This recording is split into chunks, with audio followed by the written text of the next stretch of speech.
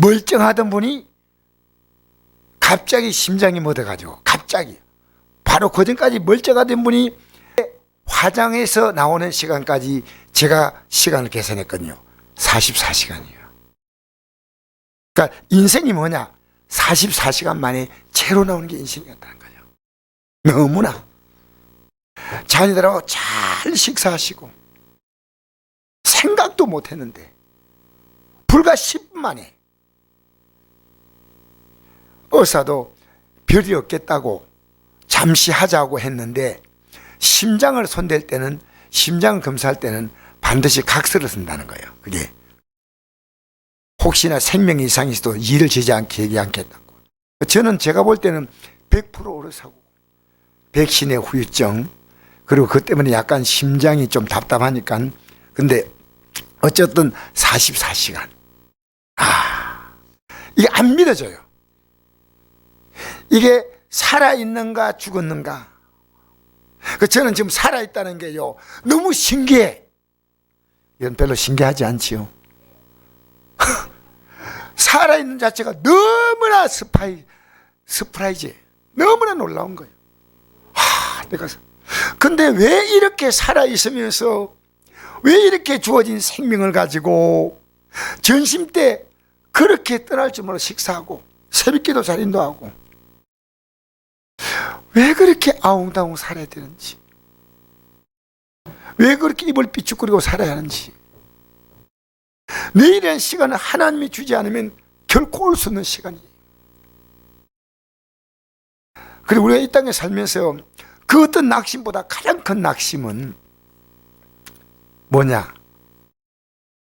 우리의 삶에 다가오는 영원한 낙심이에요. 순간 낙심은 그 지나가는 거예요. 자, 우리 읽어볼까요? 자, 고린도 4장 16절 18절 시작. 그럼 우리가 낙심하지 아니하노니 우리 그 사람은 낡아지나 우리의 속 사람은 날로 새로워지도다.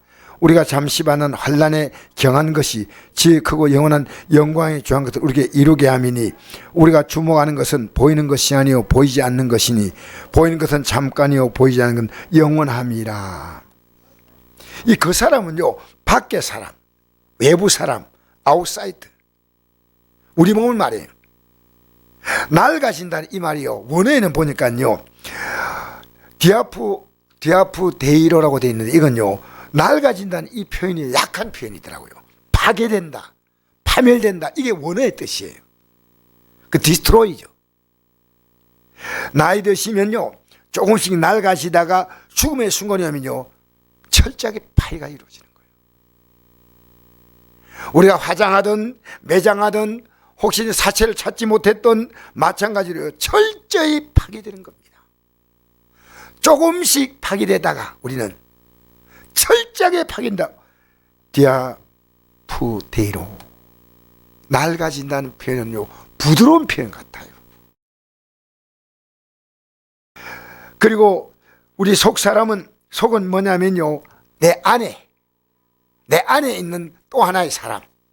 그러니까 우리가 이 그 사람은요, 제가 장례식 화장할 때 그랬어요. 이 화장 앞두고요, 이 육체가 입었던 우리에게 고통도 주고 즐거움도 주었던 이 육체의 옷을 드디어 벗은 겁니다. 그 제가 화장할 때 그 말씀을 전했어요. 철저하게 파괴된 거 아닙니까? 그보다 큰 파괴가 어디 있습니까? 속 사람은 날로 새로워지도다. 날로. 이 날이란 말은 헤메라라는 말인데요, 원어의 뜻은 그래요. 날 그리고 날 그리고 날 새로워진다는 것은요 갱신된다는, 갱신. 날마다, 그러니까 우리가 진짜 믿음으로 살면요 날마다 안 새로워지면요 아닌 거예요. 어제보다 오늘 새로워지고 오늘보다 내일 새로워지고. 이건 말입니다. 어제보다 오늘 낡아지고 오늘보다 내일 낡아지는 거예요. 더 좋아진다. 아니, 그건 아니에요. 근데 그 사람은 낡아지만 속 사람은 날로 새로워진다는 거예요. 그건 우리 속 사람이란 거예요. 속 사람. 그 잠시 만난 환난에 경한 것, 이 가벼운 것이거든요. 잠시 만난 환난에 가벼운 것이 지극히 크고 영원한 영광의 중한 것을 이룬다. 여러분, 그러니까 지극히 크고, 아니, 그러니까 지극히 크고, 지극히란 단어하고요, 크고란 단어가 원어에 똑같은 단어더라고요. 이 원어를 보니까 제가 알겠더라고요. 능가한다, 초월한다, 우월하다는 겁니다. 그래서 지극히 하는 것, 그 희자 단어가요, 뭐냐면요, 열매를 맺는 뜻이에요. 지극히. 그러니까 우리가 볼 때 지극히인데 원어의 뜻은요, 아주 능가하고 초월하고 대단한 이것이요, 열매를 맺는다는 겁니다. 열매를. 영원한 영광에 중한 것을 이루게 하는 줄 믿습니다. 우리는요, 우리가 주목하는 것은요, 잠깐 보이는 거예요. 그러나 이 잠깐 보이는 것이고 영원한 것이 보이는 거예요. 살아있는다는 것이요, 참 신기한 겁니다. 사람들은요, 영원하지 않는데 너무나 많은 걸 투자하고 있다는 거예요. 너무나 상상도 못해. 기독교인도 마찬가지예요. 이 땅의 삶에서 너무 낙심하지 말라는 겁니다. 낙심하지 말라. 시간 지나가면 제가 아는 어떤 목사님이요, 암에 걸렸는데 그 암이 완벽히 다 치료가 됐어요. 그래서 목사님이 얼마나 기뻐할까고 제가 전화를 했습니다. 목사님 축하합니다 했더니 목사님이 이래요. 목사님, 암은 다 나았지만요, 암으로 말미암아 여기저기 문제가 생겼어요. 지금 서울의 병원을 다니는데 병을 몇 가지를 얘기하는데 제가 다 기억을 못 하겠어요. 인간은 살아가면서 한 가지가 해결되니까 또 낙심할 것이 생기는구나. 끝없이 낙심의 연속에 낙심 연속. 코로나, 오늘 얼마나 많은 사람이, 여러분, 우리는요, 우리의 현실에다가 모든 삶의 가치를 걸면 안 됩니다. 우리의 삶의 가치는요, 영원함에 걸어야 됩니다. 영원함에 걸고 있습니까? 얼마나 낙심 많이 하고 있다는 것은요, 우리의 삶의 헛된 낭비입니다. 최선을 다할 뿐이에요. 우리는. 그 다음에 하나님의 손에 맡겨야 됩니다. 우리는 최선을 다함에도 지혜롭지 못하고 맡김에도 지혜롭지 못합니다. 진짜 최선을 다할 때는 최선 다하지 않고 맡겨야 할 것을 못 맡기고. 여러분, 오늘 우리는요, 내가 낙심하고 있느냐 아니냐는 것은요, 나의 믿음의 정확한 현주소입니다. 낙심. 조금 염려는 할 수 있죠. 낙심하지 마세요. 어떤 일도 이런 믿음으로 날마다 성공하는 삶으로 살기를 바랍니다. 날마다 여러분 새로워지기 바랍니다. 날마다 더 가까워지기 바랍니다. 영원한 소망을 심어주면요, 자녀들의 삶도요, 영원히 피어납니다. 네?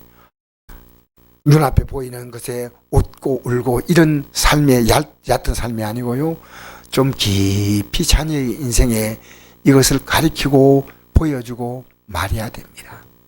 그래서 우리의 삶이요, 영혼의 가치를 두고 있다면 흔들림이 적습니다. 세상의 가치를 두고 있을수록요, 흔들림이 큽니다.